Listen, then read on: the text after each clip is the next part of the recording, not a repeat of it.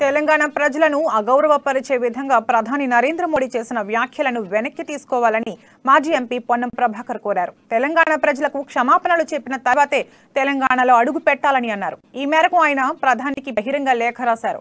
రాష్ట్ర విభజన జరిగిన తర్వాత విభజన హామీలు అమలు చేయకపోవడమే కాకుండా ఎందరో ప్రాణాలు అర్పించి సాధించిన రాష్ట్ర విభజననే అపహాస్యం చేసే విధంగా మాట్లాడటం సరికాదని తెలిపారు. వీటన్నింటినీ అధికారంలో ఉండి ప్రశ్నించవలసిన టీఆర్ఎస్ పార్టీ మౌనంగా బీజేపీకి అనుబంధ సంస్థగా పనిచేస్తుందని విమర్శించారు.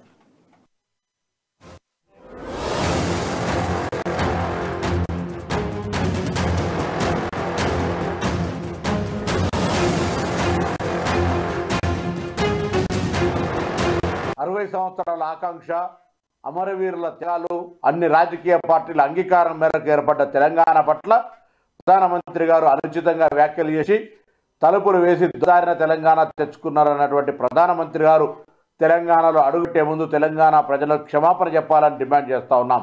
అదేవిధంగా తెలంగాణ ఏర్పాటై ఇన్ని సంవత్సరాలు అయితే ఉన్నా విభజన హామీలు ఒకటి కూడా అమలు చేయకుండా తెలంగాణలో ఏ ముఖం పెట్టుకొని అడుగు పెడతారని అడుగుతూ ఉన్నాం. ఈ విభజన హామీలు అమలు చేయమని అడగనటువంటి స్నేహపూర్వకంగా ఇన్ని రోజులు కలిసి ఇలా రాజకీయ పరంగా విమర్శలు చేసుకుంటున్న చంద్రశేఖరరావు గారు కూడా అడుగుతూ ఉన్నాం. ఎందుకు విభజన హామీలు అడగలేదు?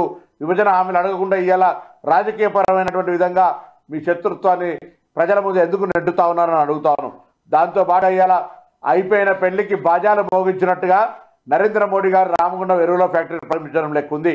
ఆనాడు ప్రధానమంత్రి మన్మోహన్ సింగ్ గారు, యూపీఏ చైర్పర్సన్ సోనియా గాంధీ గారు తెలంగాణ పార్లమెంటు సభ్యుల విజ్ఞప్తి మేరకు కాయిలా పడ్డటువంటి పరిశ్రమను దేశంలో ఇటువంటి 4 పరిశ్రమలతో పాటుగా రామగుండం ఎరువుల కర్మాగారాన్ని తెరవడానికి 10,400 కోట్ల రూపాయలు ఇచ్చిన మాట నిజం కాదా అని అడుగుతాను.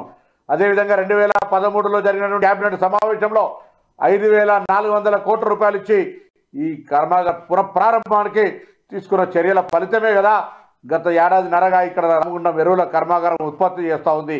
ఇవాళ మీరు అటువంటి రామగుండం కర్మాగారాన్ని తిరిగి ప్రారంభిస్తున్నామని చెప్పేదో ఆర్భాటంగా ఇక్కడికి వస్తూ ఉన్నారు. కానీ ఇది మన్మోహన్ సింగ్ గారి కృషి, సోనియా గాంధీ గారి కృషి మాత్రమే అనేటువంటి మాట మాత్రం మరవద్దని కోరుతూ ఆనాడు తెలంగాణ పార్లమెంట్ సభ్యులుగా ఇవాళ భారతీయ జనతా పార్టీలో వివేక్ గారు కావచ్చు, టీఆర్ఎస్ ఉన్న మందా జగన్నాథ్ సుఖేందర్ రెడ్డి గారు కావచ్చు, కాంగ్రెస్లో ఉన్న మా పార్లమెంట్ సభ్యులు